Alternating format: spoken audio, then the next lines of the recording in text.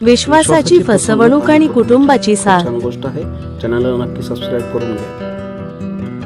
राहुल हा अत्यंत कष्टाळू होता, तर त्याचा मित्र सागर खूप आळशी होता।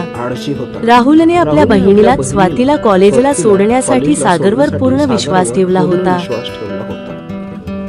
सागरने राहुलच्या विश्वासाचा गैरफायदा घेतला आणि हळूहळू स्वातीला आपल्या प्रेमाच्या जाळ्यात ओढले, ज्यामुळे स्वातीला काय घडणार आहे याची राहुलला कल्पना नव्हती। काही काळानंतर स्वाती गर्भवती असल्याचे राहुलला समजले। आपल्याच जवळच्या मित्राने बहिणीसोबत असा विश्वासघात केला हे पाहून राहुलला मोठा धक्का बसला।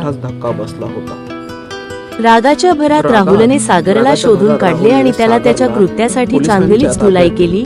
त्यानंतर त्याला पोलिसांच्या स्वाधीन केले। राहुलने खचून न जाता स्वातीला धीर दिला आणि तिच्यासाठी एक असा समजूतदार मुलगा शोधला, ज्याने स्वातीचा भूतकाळ स्वीकारून तिला मनापासून प्रेम केले।